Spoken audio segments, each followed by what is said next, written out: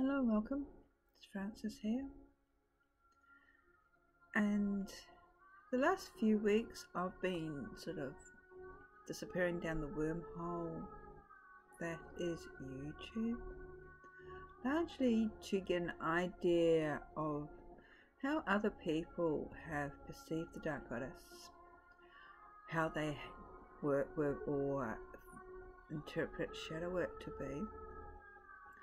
And it's sort of brought up a lot of interesting concepts to me and ideas of maybe instead of just promoting my book, bonus plug, that's about to come out or due for release next year, but you can pre-order now, that a little bit more meat needs to be put around these subjects, in particular as to my interpretation, because everybody seems to have their own interpretation, and where I'm coming from when I talk about the Dark Goddess and what do I actually mean.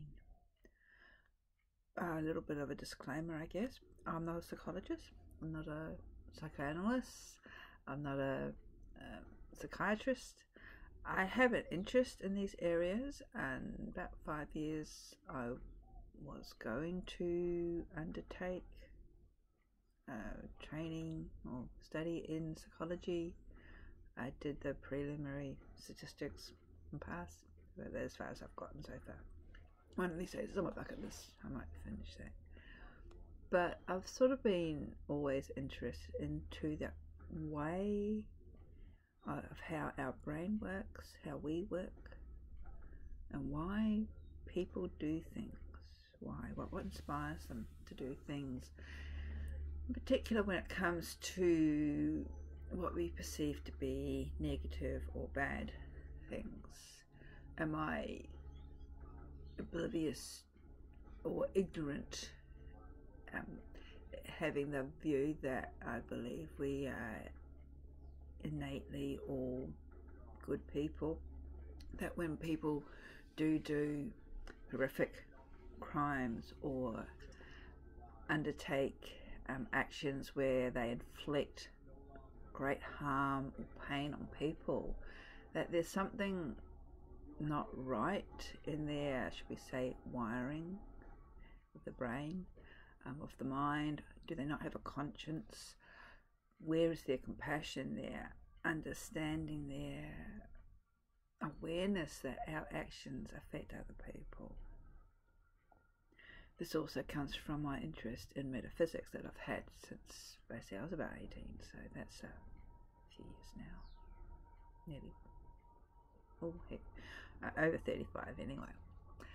So all these things of why we do things the way we do things, and looking at our society and how this translates, has probably left me in this little journey of self-discovery. And for anybody who understands metaphysics, you know, once you sort of open up this box, we'll call it Pandora's box, it's never ending. It's, you stepped into that rabbit hole completely, and it's a journey that's onward going through your life. You're never truly complete, because you understand that the very essence of being human is understanding the concept that we are flawed beings. That's just the nature of us. If we weren't flawed, if we were perfect, we would not be here. We would be divine. And that's why we have divinity. That's why our human psyche has invented or conceptualized this idea of gods, goddesses, angels, angelic beings, energies or aspects. You might even be of the blue, there might be aspects of our higher self, but they are beyond this physical, I call it meat bag. As such, deity is divine. And it doesn't matter if it's a god or a goddess, or the spaghetti monster in the sky, it is divine.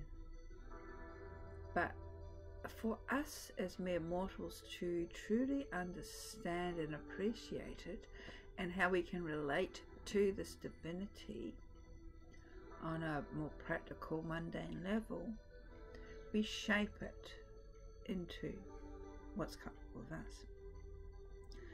And throughout human existence, we've made up stories. Storytelling is probably one of the oldest professions, and this is how we pass down our morals, this is how we pass down our experiences, was through storytelling. So there's a lot of fact amongst the stories, and this is why there are certain spiritual paths that don't dismiss what we term as mythology. We see the characters in these stories as actual beings because they are based on a fact, or there's an element of truth amongst the stories that have been weaving. So divinity is just that, divine. I mean, the god, the goddess is just that, divine. But we term goddesses in this particular instance, because of my book, as a dark goddess, because we don't talk about light goddesses, we talk about dark goddesses, because they represent, or their stories tell us or show us, aspects and instances in our own psyche that we, in our increasingly whitewashed, sensitized life, and are unable or refuse to acknowledge and accept. And as we seem to go on, our perceptions on ourselves are that we have to be more and more sanitized. We have to be more and more perfect. We're almost turning ourselves into robotic, mindless beings. And should anybody differ from that path, should they show emotion, that's unthinkable, unacceptable, so they must have something wrong with them, so we need to control that with medication or shunning them or anything like that. And it's rather interesting how we have sort of swung very much to this almost handing over all control based on society's perceptions of who we are or who we should be in the real world. And this is not a relatively new thing. We've been doing this for thousands and thousands of years. I know a lot of people tend to blame a lot on Christianity and the control within Christianity as that was coming to the forefront. But this sort of what's acceptable and what's not acceptable predates Christianity. So we have these gods and goddesses, and we'll focus just on the goddesses at this point, that we term as dark. So what do we mean by dark? In our sanitized world, dark is often assumed as evil, as negative, but there's a lot of positivity in dark, and I did explain this in the earlier video. Our fear of dark comes down to probably what they call as our primal brain, our primal memory, in that if we are standing at, say, a mouth of a cave, and we do not know what's in that cave, there's an awe and a feeling of anticipation and trepidation as to what lies within. If we are, say, Paleolithic, it's like, will this being that lives in this cave, if it is there, will it hurt us? Will it harm us? And this sort of primal feeling, response to darkness has been carried through, and then to the state that we've got today, where light is good and dark is evil. So when you say dark goddesses, some people might automatically think about that these goddesses are evil, and it's like, no, they're not. They are chthonic in that they are primal, they are creators. Many of them have actually created the earth in their mythologies, like Tiamat, the Babylonian, so she's a sea serpent who, after being defeated by Marduk, who decapitated her, created the heavens and the earth from her body. In Celtic myth, you have the Cailleach from the Western Isles and down the western side of Scotland, who would carry in her apron rocks wherever she'd go, and she would create mountains. And then even in Hindu mythology, you have Kali, Kali Ma, the Great Mother, who is time yet beyond time. And she creates and destroys, which is probably one of the most frightening aspects of the goddess, or something that's divine, especially a mother aspect. Mother brings forth life, but here in Kali, she also destroys it. And in these current times, we're sort of seeing a destruction aspect, in particular of our life before COVID-19. Although 4 months down the track, everybody's wanting the economy to get back together and our old life to continue, and it is no. When you go through big shifts, it is to look forward and create something new instead of something that no longer serves us. And it's clear that our life before COVID-19 didn't serve us as a collective whole. We are losing our appreciation of what was important. Our connection with the land, our connection with culture, our connection with who we were. We were becoming just fixated on money and greed, and there's still very strong pockets of the society who are like that.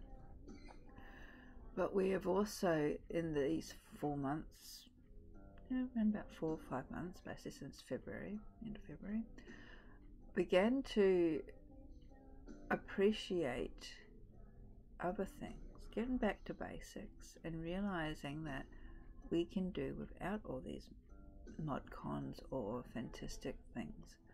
And the negative side of that is that there are industries or people who have been involved in supplying us with these very highly commercialized products who are now out of work or are finding their own role diminished. So instead of looking for something new, they are basically saying, well, we need to help them. So it's a bit of a double-edged sword, but this is all about the dark goddess. It is, she forces us to make a decision. She forces us to look inside ourselves.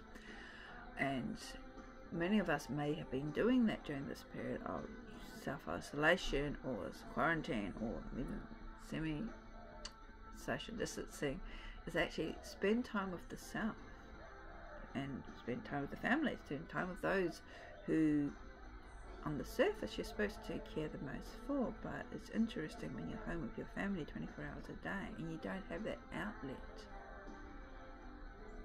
of how difficult that can be. So it's affected everybody on all different levels. I've been in an industry where I've actually worked through, but I have noticed that it has impacted on other levels, and it's quite interesting, especially as an observer. And that's a lot what the Dark Goddess does. She brings up these instances in our life. She shakes her cloth or her cloak that we've been riding on, so to speak. And she wakes us up from this complacency that we find ourselves in. Now, some people don't deal with change very well, and we find ourselves falling like Alice in Wonderland, falling down the rabbit hole. And from my own personal experience, is when we hang on to or attempt to hang on to the past, and we look backwards all the time, like the Janus figure. We're looking backwards as opposed to looking forward. That's when the most difficult transition occurs. These transitions will occur anyway. But when we keep looking backwards to what we have lost, to what we were before, this could be because we're looking forward into the unknown. There's an element of fear. But we need to sort of transform that fear into awe and wonder, possibilities, potentialities, what can actually be achieved. And remembering too that it may not be the immediate emergence from the tunnel that is the end story. It's seeing what happens after that. So to me, that's why working with the Dark Goddess is important. It's through her stories that we can tap into aspects of ourself that we have been ignoring, pressing down, not accepting, largely because we've been told that in our society we need to have this image. And it's coming to light now, especially in psychological circles, of what they're calling this happiness myth. We're in a society where we are supposed to be happy and everything delightful, and we don't rock the boat. So if we are feeling angry or sad, that's seen unnormal. So we go to the doctor and they'll give us pills, antidepressants, and what we're doing is almost flatlining our emotions. As the saying goes, we are spiritual beings in this human existence, and we are meant to feel. This is why our spirit, our soul has come back into this incarnation, and that's why we're in this meat bag, so to speak, is that we are meant to feel. So when we take drugs or avoidance or whatever our, I don't know, whatever our choice is, avoidance. And some people it might not just be drugs, it might be, you spend your time turning yourself into a gym junkie, or compulsive eating, or over exercising, or running away and traveling because you're not comfortable staying at home in your own skin to deal with stuff. And all we're doing is pushing these things further and further. You might be looking far ahead as opposed to inside. Sooner or later, the inner work will come up, and we will have to deal with it. How we deal with it is based on our ability to recognize that these aspects, what Jung called the shadow, are part of us. And all shadow work really is about, and I know this is extremely oversimplifying it, simplifying it, not synthesizing, simplifying it, is that it's wanting acknowledgement. We don't have to fully embrace it and incorporate it into our being, but we have to actually accept that it is part of us. And we have been separating ourselves from these aspects that we do not like, that society doesn't like, that our parents and teachers and everybody else has told us that we can't be or don't have or shouldn't show. Since the very first steps that we've taken as a child, when we started to identify who we are,